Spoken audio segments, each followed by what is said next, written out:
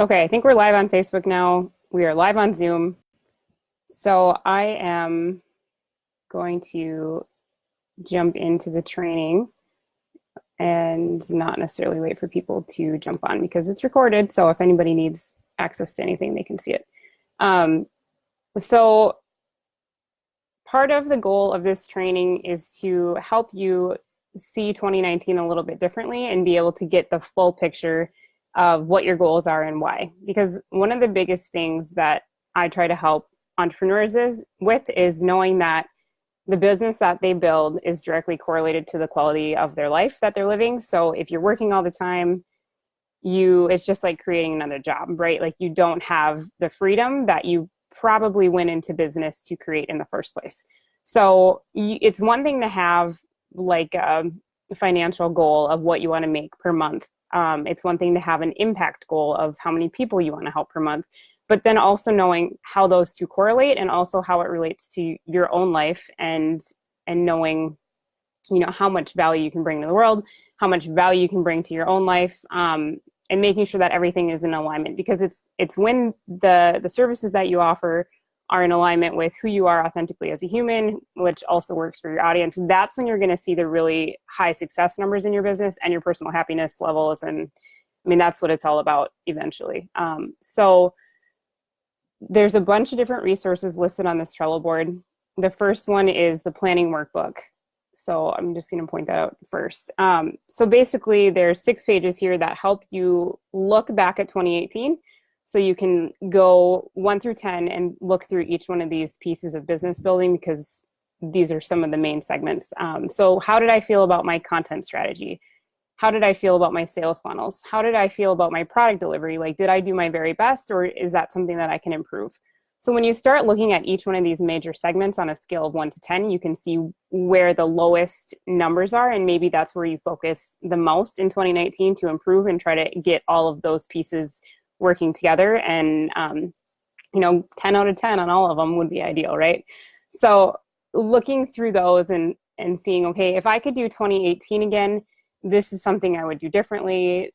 This is what I would improve. And then translate that into 2019. I want to be, what do you want to be? Like, do you want to be successful? Do you want to be a coach? Like, think about how you want to define yourself and how that relates to your business. I'll shrink this down a little bit so I can pop over to Facebook and make sure I'm not missing anybody. Okay. So the idea of creating your own business, and I go a little bit woo sometimes, but not full woo. I'm more like scientific numbers minded. So the idea is that you can be, do, and have absolutely everything that you want in life based on what you believe you're capable of. So all you need to do is think about who you want to be, how you want to feel, what you want to have. When you picture that in your mind and you actually know what it is you want, that's when you can create it. So a lot of the clients that I've worked with that struggle with scaling their business, at some point, every single one of them has said to me, like, well, I don't actually know what I want to do, or I don't know what I want to be. I don't know what I want my business to be.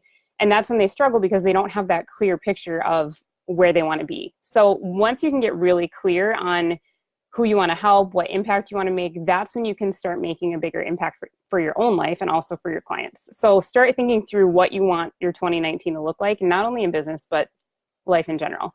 So start thinking about, where do you want your revenue to come from? How do you want to make money in your business? There are so many different business models that there's literally no limit to how you can make money online. You can be a service provider, you can be a coach, consultant, you can sell products, you can do e-commerce, you can do affiliate income. You can do whatever you want with your business, but you just have to be able to picture it and trust yourself that no matter what you choose, if that's pivoting, like I remember when I was going from just service provider to just coaching and consulting, like it felt really scary. And I just had to trust myself that, even though this worked really well to offer services and have a business in that way, there are other ways. And if I just trust myself and jump in and go all in with that, I'm going to be successful no matter what, because I believe in myself. And that's what a lot of us struggle with, is just that confidence to know you can go all in with something and you're going to be successful because you trust yourself to do what it'll take. So start thinking about what kind of content you want to publish, if you want to have a team, and what does your work week look like? Do you want to work 20 hours a week? Do you want to work 80 hours a week? What's your personal comfort level, and how do you want to design it? That's, if hanging out with your family is a priority, then you can tell yourself, okay, I need to hang up the technology at 5 p.m. and get off of Facebook until, 8 a.m. the next morning. You can literally design it however you like. This next page goes through your year at a glance. So it talks through what your launch plans, your impact statement. We're going to go through this in the Trello board in a couple minutes. But it helps you be able to see your entire year just at one glance. So you can start planning out, do you need to do more of a push for your products in April so that you make money in April and May, and then June, July, and August, you can take off a little bit. Do you want to make more money in September and October so that when the holidays start rolling around and you've got family events and kids are off school, like you're set up to not have to feel the stress and hustle in those months? And then this is super important, the no more, basically no more list. The things you don't want to do anymore. Start writing down everything you do on a daily basis. That could be personal life, business, all the things, because as an entrepreneur, it's really hard to disconnect your personal life from your business life. So the more that you are doing things in your personal life that you don't want to be doing, that can affect your business too. So if you're volunteering for the PTA and you don't want to be on the PTA, then just don't do it anymore. Stop trying to be a people pleaser, or stop, think about the things that you're doing on a daily basis that aren't feeling great, or a weekly basis, monthly basis. And then we can start going through on the next page to figure out, what do you want to stop doing? What do you want to hire someone else to help you with? Like, do you want to hire a house cleaner? Do you want to hire a virtual assistant? Do you want to hire a project manager? You start thinking about the things that are essentially like non-joy items that you can start building habit towards, so you can slowly not include them in your life anymore. And then this last piece of the workbook is celebrating your wins, because a lot of us, it's always more, it's hustle. It's like, what's my next goal? Let's keep going. Let's keep the momentum, that we forget to look back and we forget to celebrate what went really well in 2018, instead of just focusing on the very first question in the workbook that was like, what would you change? Odds are some good things happened. You're still here. You're still alive. You're still breathing. That's something to be grateful for. But there are obviously other things in your life that the more you focus on gratitude, the more it's like, I was just writing about this morning, that book, the Alexander and the Horrible, No Good, Very Bad Day. I think that's the title. How sometimes they talk about really smart books. Sometimes they talk about kid books. So in that book, everything's going wrong. His sweater's too small. He's got, spills water. His dad's mad at him. So the more you look for the negative, the more you're going to see the negative. And that's when your business is just going to stop feeling as good as it should. It's the more you focus on the positive, the more good things will come to you. So this is the planning workbook. I encourage you to print it out, scribble all over it, do whatever you want to do. This is more of if you're a paper person, you can use that to plan on. Otherwise, I've got a whole lot of other documents here that will help you plan digitally too. So one of the most important things for your business is understanding your why. And without knowing your why, it's really hard to, just muscle through the hard times, or try to keep your self-discipline at such a level that you're still showing up, you're still doing the work when it doesn't necessarily feel good. So these 4 questions right here help you figure out what your impact statement is. And basically your impact statement is what's going to drive every other number in your business. So instead of focusing on revenue, instead of saying, I want to make $30,000 per month, I want to make, $200,000 per year, however much your income goal is, if it ties back to an impact statement, it's so much easier to start planning the rest of the pieces. Like, how many people do I actually need to reach each month? What does that look like? How do I know that I'm successful? So for me, for example, I want to help coaches, consultants, service providers, and course creators to launch their own signature programs in 2019, because that lets them have a high ticket product. It helps them simplify to scale so they can have a better quality of life. And I will help them by creating systems, creating their framework so that they can, step away from their businesses and step out of the hamster wheel hustle thing. And the change I want to make is letting them know that this is possible for them. Like, you can design your business however you want.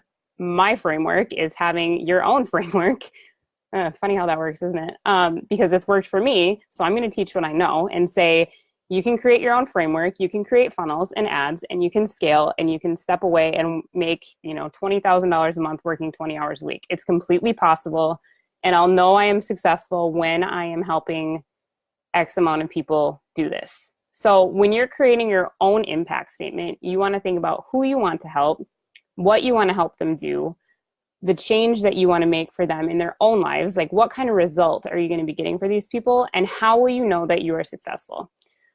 Because when you're doing this, when you have that impact statement, when you know what that critical number is, then you know what needs to drive all the other numbers. So you'll know, if I want to help, say, 100 people in 2019, maybe, I don't think that was my number. It was 6 times 12. So 72, is that what it was? I don't know. So we'll just round up and say 75. So if I know I want to help 75 coaches launch their own signature frameworks and marketing systems and visibility systems in 2019, that equals 6 per month. So for me to hit 6 people per month, knowing all other things consistent with conversion rates and how many people will sign up off of my webinar and how many people I need to reach to get on my webinar in the first place, then I can start reverse engineering and backing into what I actually need to be doing on a daily basis to get 6 people to sign up to work with me directly or join my program. So I know that looks like, okay, that means I need to do 3 Facebook Lives per week. It means I need to put on 1 webinar or have an evergreen webinar going. It means I need to do XYZ. So when you figure that out for your own business, when you know, okay, I need to sell just one $15,000 program per month, then it starts taking out the busy work of people like, oh, I need to be on all the time. I need to reach all the people. Then it helps you focus on really intentionally on what you're doing instead of just trying to do everything all the time. When you go into 2019 or any, whether it's the fall and you feel like you're refreshing what you're doing, or you're going into a new year and you're refreshing what you're doing, anytime you go in with just an arbitrary number, it's so much harder to hit and feel like you're successful. So I remember 2 years ago, I pulled a number out of thin air and I said, I want to make $250,000 this year. And I got nowhere close because I had no idea who I wanted to help. I had no focus. I was doing all the things and I just felt bogged down by the hustle. So I wasn't enjoying my business. The energy behind it was wrong. So if I would have gone in with this approach of knowing exactly who I want to help, what I want to help them do, how I know I am successful, and making sure that everything I'm doing leads back to my impact statement of that goal of helping 6 people per month, then it all is so much more simple.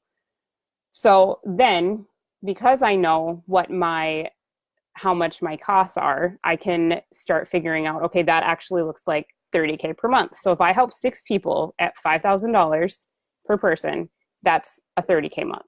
So you can start figuring that on your own stuff out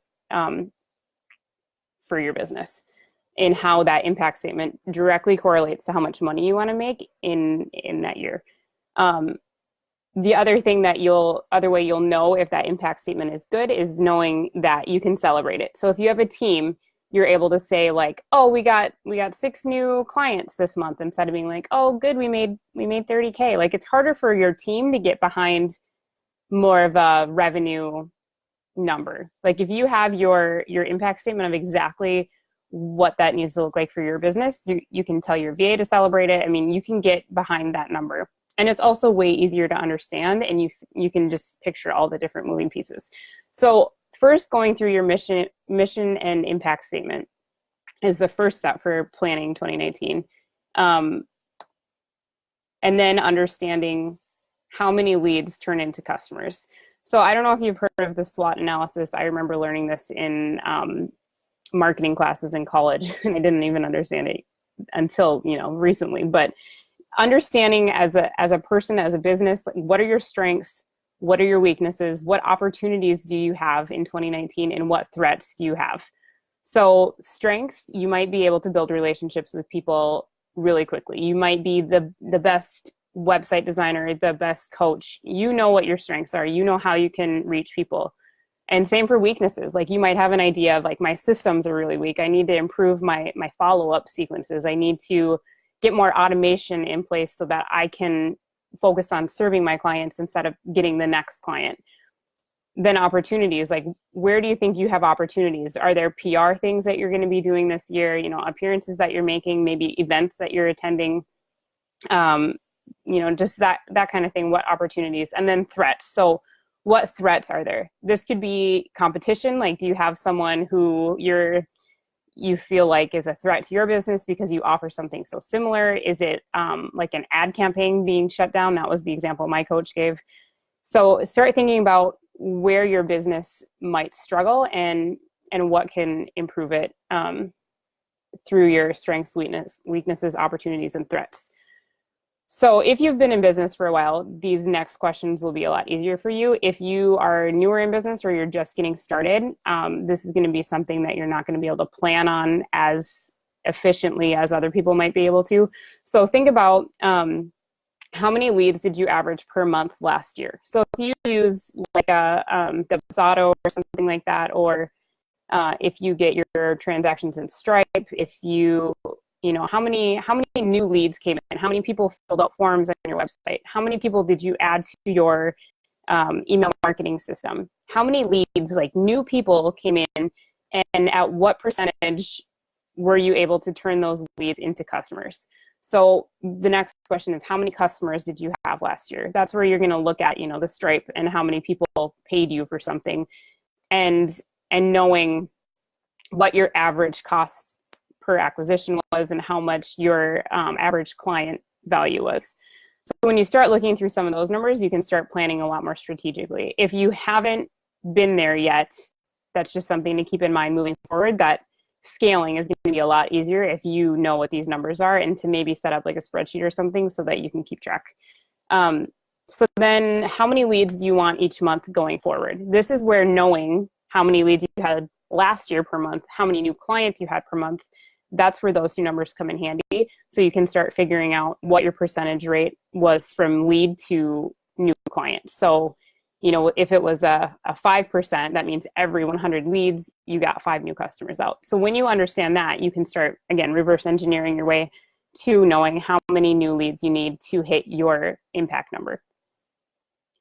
So then looking at where the leads came from or where you want them to come from in the future. So is it from, you know, going out in groups and connecting with people? Is it from direct Facebook messaging to people? Is it a high touch, or is it more of like an automated funnel?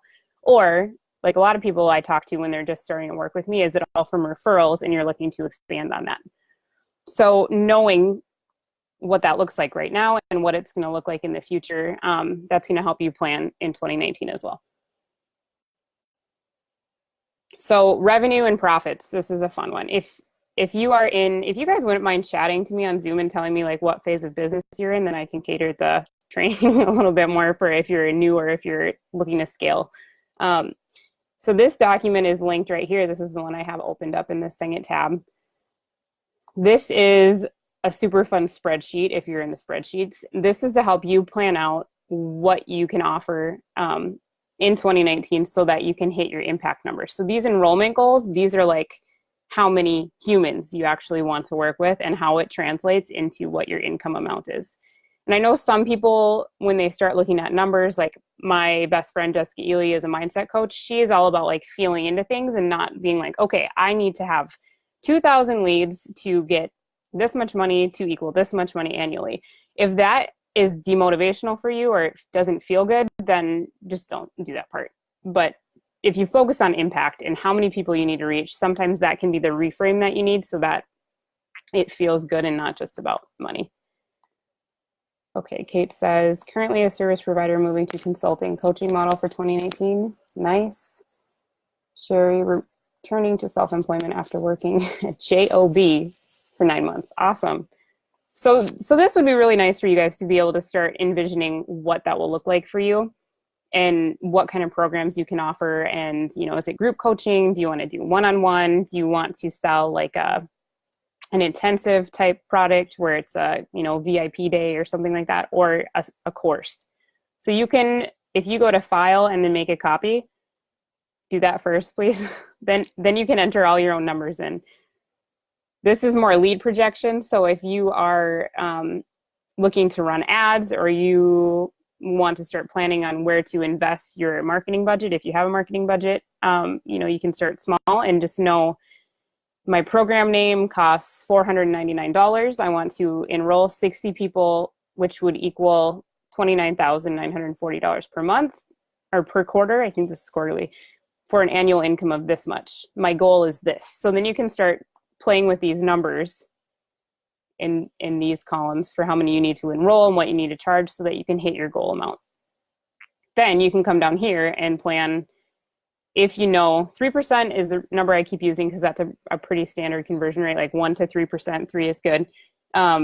You can enter in like, okay, so if I only get 100 people, then that turns into 3 sales. Okay, so if I enroll 3 people, so you can just start entering in the different levels to figure out how much money you're going to make if all goes according to plan. And then as far as running ads, then you can look at, okay, if I need 100 leads to sell 3, then cost per lead, assuming that's $3, my ad spend would be $300 and my profit would be $1,197. So you can start making sure that your program costs make sense for running ads to make sure you're still going to get a profit, and going on from there. This next tab is called a launch waterfall template. It's also called a Gantt chart, but I like the waterfall concept because it makes more sense to my brain. So when you're thinking through, these are all the things that I need to do, you can enter in each task and know, okay, I need to start with this first and then go to the next one. And then you can just start mapping out your week and different phases of your projects and the due dates, because so many people come to me and they say like, oh, I don't even know where to start. I don't know what to do. I don't know what to do first, what to do next.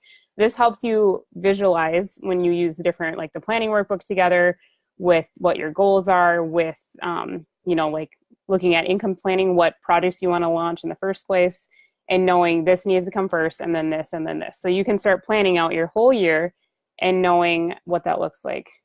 Oh, thank you, Chris. Sherry, that sounds awesome too. Okay, so then revenue map.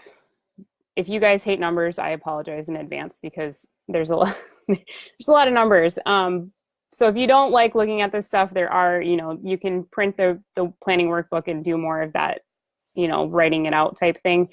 I'm a spreadsheet girl, so I like looking at this stuff. So if you know what your offers are, if you go back to your income planning and this is my one offer that's $500, next offer is $1,000, $50. If you have that whole step-by-step ladder that you can put people on, then you can start actually tracking what it looked like and make sure that you're hitting your impact goals, and that is all adding up for projected revenue. And if you want to get crazy, you can add your expenses and all of that stuff into these charts too. They're yours once you make a copy. Don't do anything before that. And then there's one more, I think that's the last tab on here, for your resources, just to keep track of your content and making sure content all applies to the right people. So you can put your price, your sales pages, who the ideal client is, because a lot of people, you're going to have a very different person buy your high-end package than is going to buy your entry-level package. So just keeping track of all the different links and funnel tracking entry points, and then any related content you have. So if you have like a blog post that would tie really well into what the offer is, you can put all of it into this template. Okay, I think that's the whole walkthrough for that tab, or for the tabs. So when you're looking at your revenue to profits, something really important to remember is after being realistic about setting your goals and setting your impact number and all those things, revenue and profit are two very, very, very different things when you start growing your business and you start treating yourself like a CEO and running your business more of it from a numbers perspective. Because I used to, when I was a sole proprietor a few years ago, I assumed I kept everything that I made. So I would, write myself a check or whatever the client wrote for me. I was doing website design at that time. If the client wrote me a $1,500 check, I cashed it in my personal bank account. If there's any accountants ever watching this, don't yell at me. I'm smarter. I'm smarter now. And then I would just be like, sweet, my business just made $1,500. That's awesome. That's all profit. And then I would go and put my business tools on my credit card, personal credit card, and then pay it off. And then think I still made $1,500, even though I was paying $600 for tools and blah, blah, blah, blah. So I had no idea what my business was actually making until recently, when I started treating myself more like a business. Recently, I say within like the last 18 months, probably. Got my business bank account, got my business credit card, everything goes where it's supposed to. My taxes are just taken off the top. I'm paying myself as an employee, so that's considered, an expense of the business. And then I can take any profit as an owner's draw after all of those things are taken care of. So treating yourself like a business was a complete mindset shift for me, because it was like, I am not my business anymore. I am part of a business. I'm an employee of a business that functions a little bit differently than just thinking that I take home all of the money that I make. By doing it this way, I was able to disconnect a little bit and just focus on how I can improve my business without taking it personally. It allowed me to disconnect from results and not be as attached to, what people were thinking about me talking about my business. It's kind of hard to explain, but basically just that difference between business and human, it just lets you act a little bit differently and detach from your business a little more and have more of that life balance, in my personal opinion. They don't seem related, but for me, they were extremely related. So keeping track of what your expenses are, how much profit you have, how much do you actually need to take home? So one thing I did this year, and I was going to add it to the template and I ran out of time, I put like my dream life together. Like, if I drive the car of my dreams, how much will that cost? If I have the cleaning lady, if I have the nanny, if I have the vacations, how much does it actually cost for me to live my dream life? And figuring out how much do I want my take home to be? If I have everything that I've ever wanted, what would that look like? And then knowing like, okay, what do I actually need to take home to like not lose my house? So what do you need it to be versus what do you want it to be? Chris says, did I hire an accountant or find a course to learn the financial components? I don't know. I think I just started Googling. So I was a little bit self-taught, and then I hired a bookkeeper. So I learned a little bit through my own research, and then also through hiring a bookkeeper. And then I also have a really smart coach who's helped me work through some of it. So kind of a combination of a lot of things, and also learning from personal experience of doing things not so correctly. And it being really difficult to figure out at the end of the year, like how much I actually made.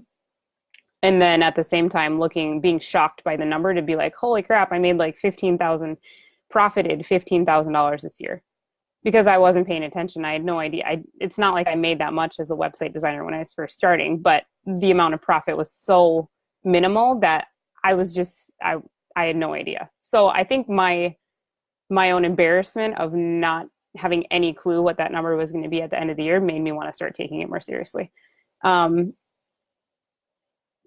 Yeah. Okay. So another thing to start thinking about as you're planning 2019 is, how much business savings do you need?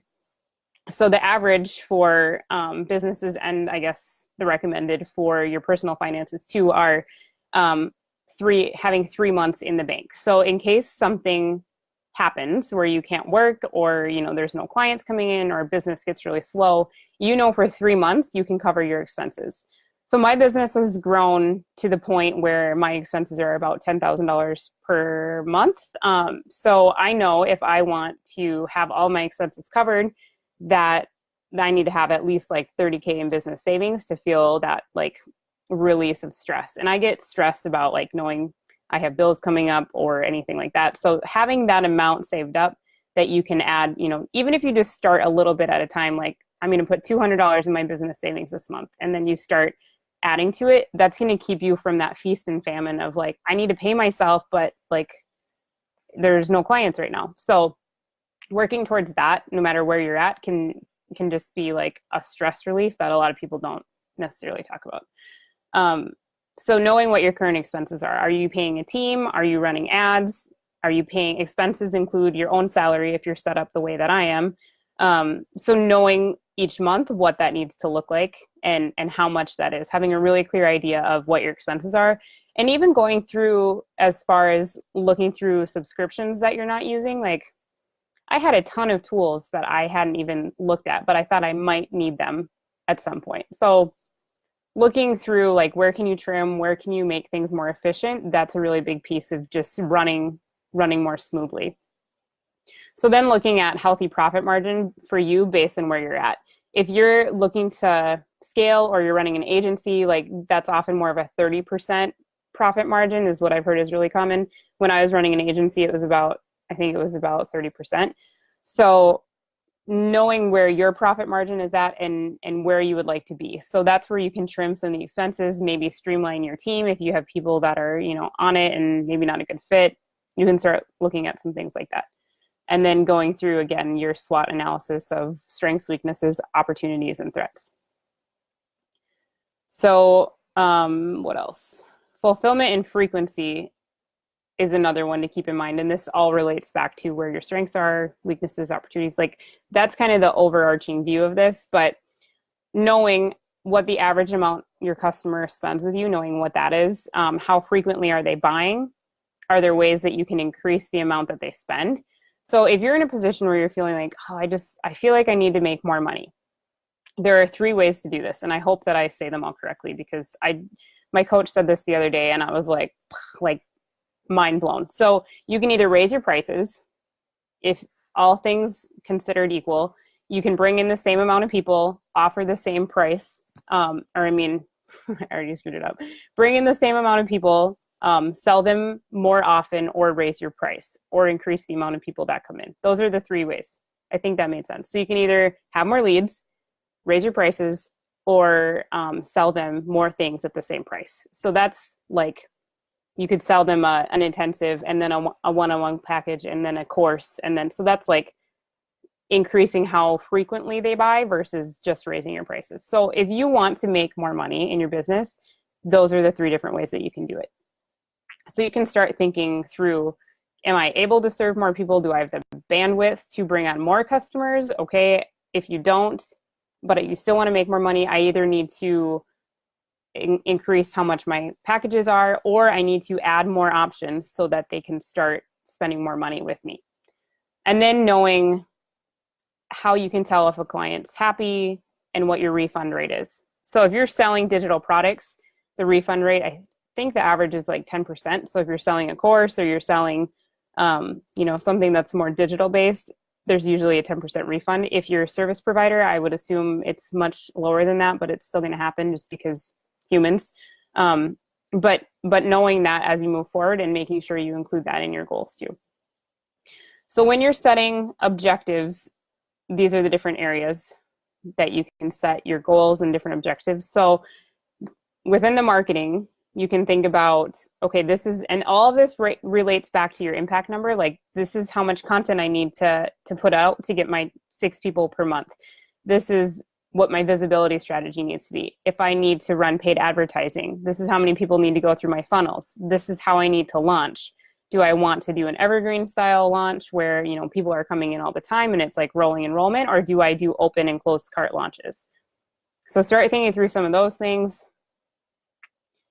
As far as sales, do you know of the people who book sales calls, how many of them turn into clients? So how many sales calls do you need to try to get people on in 2019? If you attend events, how often do events have ROI? So if you're going to Funnel Hacking Live in the next couple months, or you're going to, social media world or traffic and conversions, any like big marketing events or any other, maybe you're going to more like retreat style, do those events turn into sales, or is it more like personal development? Same for webinars. If you have a referral program included in your business, affiliate programs, or if you are partnering with people like the JV style or Dream 100, if you're doing those type of things. So Dream 100 might be something that a lot of you aren't familiar with. That's looking strategically for people that you can build relationships with, that it benefits both of you to promote each other's products basically, or at least benefits them to promote your product, and then you can do something in return just because reciprocity, people like that. Like who can you partner with to promote your thing? Because it makes sense to give their clients value and it makes sense to promote your product. So like if there's a coach who coaches coaches and you help coaches to, there are those people, you help coaches launch sales funnels, but they don't know anything about sales funnels, you would be a really strategic fit for them to add more value to their own clients, where you're getting, you're getting something out of the relationship too, but they're able to give more value. So that's what Dream 100 is. And it's called Dream 100 because the idea is that you create a list of 100 people that you would love to partner with. So, I mean, it could be realistic. Like I could love to partner with Marie Forleo or, Amy Porterfield or something like that. And then you can start thinking of ways to like, what is it, like the 6 degrees of separation? Like, how can you get connected with that people or those people? There's anything is possible. Who do you know that could help you meet them?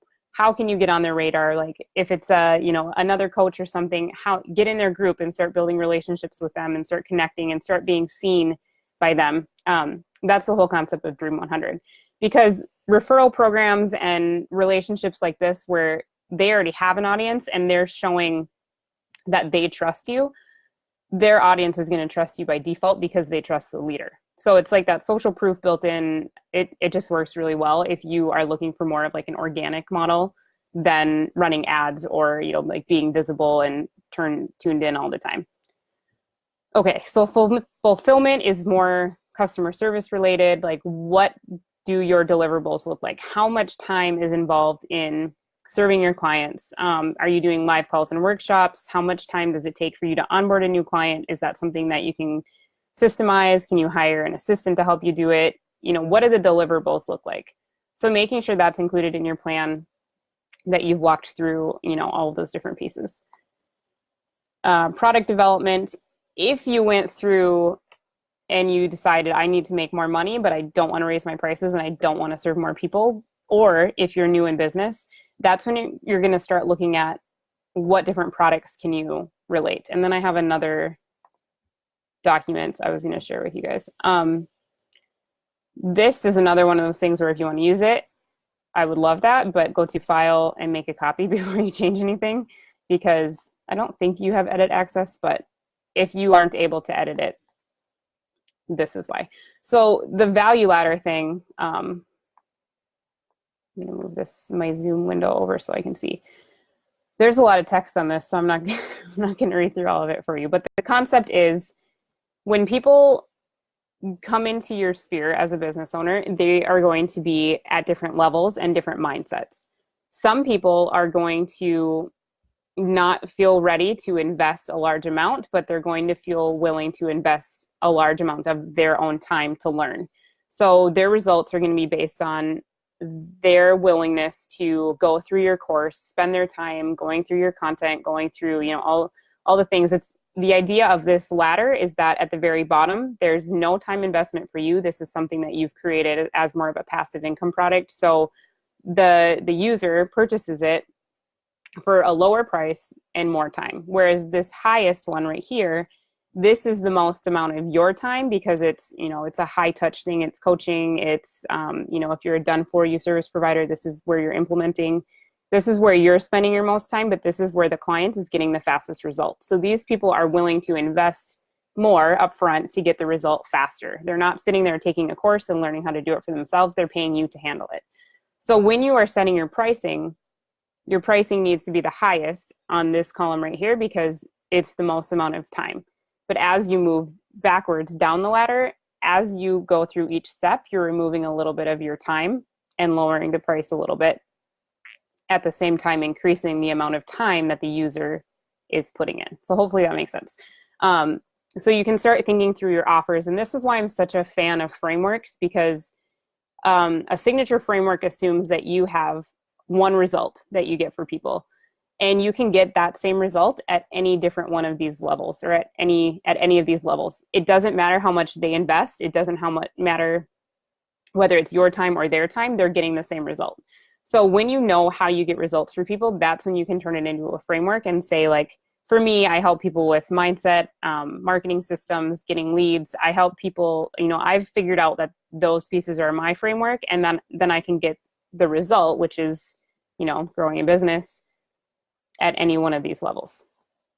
So if you're newer in business or you don't have a signature framework, it's just a matter of like sitting down and figuring out all the things that you do for clients and all of the results that you get for them, and then breaking it down into cohesive pieces. And then that becomes like your framework. I just did a training in the group last week, I think, on this topic that's more detailed. So you can go through that if you are interested in learning a little bit more. And then this document also has like some of what the most, I guess I'd say, standard sales funnels are. When I first started learning about sales funnels, I thought it was super intimidating because I was like, oh my gosh, it could be anything. I could do anything. And you can, but there are a few formulas that work traditionally for like what a launch looks like or for what a service provider can do. If you want to run ads that pay for themselves, this is what the funnel needs to look like. So the different templates on here are big launch for a course, service or coaching webinar. You know, if you're trying to sell, that doesn't make sense. Services or coaching. So it could be like a case study that they download on how you get results for people. Then you upsell a strategy session or something like that. So you can enter in your own deliverables or things that you have available and start working through like what those funnels could look like for you. There's some of them have some notes so you understand them a little bit better. Like this is called a self-liquidating offer funnel, which basically means you can run ads. This should say Facebook ads because that's the whole point. And the idea is that what you're paying for ads is canceled out by what people are purchasing off of the funnel. So you're able to get leads for free, essentially, instead of like sinking all of this money into ads in a funnel and not knowing how it's going to pay off. This lets you do it more gradually and not like put a bunch of money into something that doesn't turn into paying clients. So something cool that I recently heard is running, where did that go? Running traffic to this and then launching every 100 people as you're starting to test out what you're offering, because then it's not the typical launch model of like, I'm going to get as many people as I can. I'm going to get 10,000 leads and then I'm going to launch. But if the messaging is off or the offer is off or something doesn't quite convert, then they're not going to buy. And then you've just sunk all this money in to gathering your 10,000 people. And if you don't buy, then you're just out of luck. And you have to go through that whole process again to relaunch and hope that they buy this time. Whereas if you do this style of funnel, and then you launch every 100 new people to your list, then you can get a clear idea on, you know, is it working? Where can I fix it? Where can I improve it? And it's less pressure, which is always good. So if you're someone who could offer a $97 masterclass, this is the type of content that you could sell them at that point. Okay, back to Trello. So when you're thinking about your products for 2019, like what are your goals for what you want to start selling? Are there things that you want to do? Do you want to write a book? Do you want to create a different course? Is there a new coaching program? Is there a new, you know, like in-person summit that you want to create? This helps you look through product development and what you want to launch. Okay. Then operations. So this is another area that you can optimize as far as how your business is running. Budgeting and bookkeeping, are you on track to hit your goals? Are you hitting your savings amounts? Are you making sure that your taxes are paid every month? You know, how can you improve the smoothness of how that's running? And then legal and compliance, are you set up correctly as a business? Do you have all the right forms on your website, like the, you know, privacy statement, privacy policies? Are you GDPR compliant? All those different things to think about. Are your contracts legit? Those type of things. Also, are you looking to hire anybody in 2018 and 2019? And then what systems and organization need improvement? Let me grab some water. So once you have these annual objectives by each department, then you can start breaking it down into quarterly. So what does that look like in Q1? What does that look like in Q2? And then you can start breaking it down into this document of, okay, this means I need to get this done in January. So if you want to write a book and you know you want to launch the book by Q2, this is me speaking from personal experience, I know I need to write X amount of words throughout January to be able to get it published and get, you know, things up and running by Q2. So then you can start looking at what you want your whole year to look like and how you can backtrack. And you can also use this planning document, the PDF, if you're more of a visual person and start looking at your year and how that relates to, what days you want to take off, where you want to make more money, and make sure that things are happening in the right order. So that's the gist of it. Does anybody have any questions about how to use the tools or anything like that? Does anybody want feedback?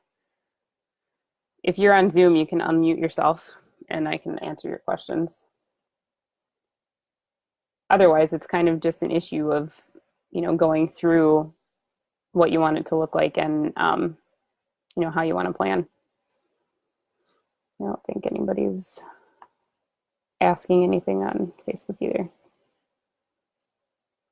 Awesome. Well, I did clear out some room on my schedule for people who want to book any like clarity calls, because I know there's a lot included in this, and sometimes it's hard to picture it for your own business. So my goal as a coach and marketer is to give you all of my best stuff, and then as you need help implementing it for yourself, because learning it and making it happen in your own business are two completely different things.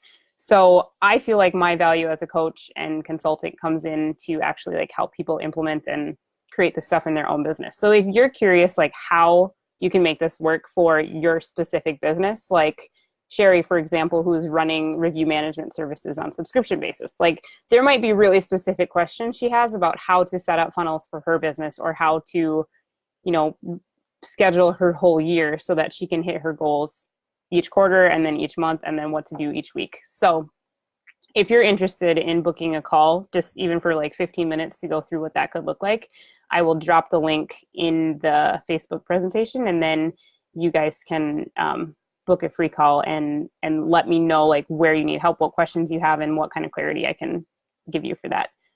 So yeah, I hope this was helpful. I know it's a lot of information. So if you have things that you need to go through again, I'm going to send out the replay right after this as soon as it's done processing. And then the tools are yours to use and implement. So I hope you all had a great day. I hope that was helpful. I'd love to hear any feedback if you have it. And yeah, otherwise I will talk to you guys later and see you inside of the group. Hopefully I'll talk to you later.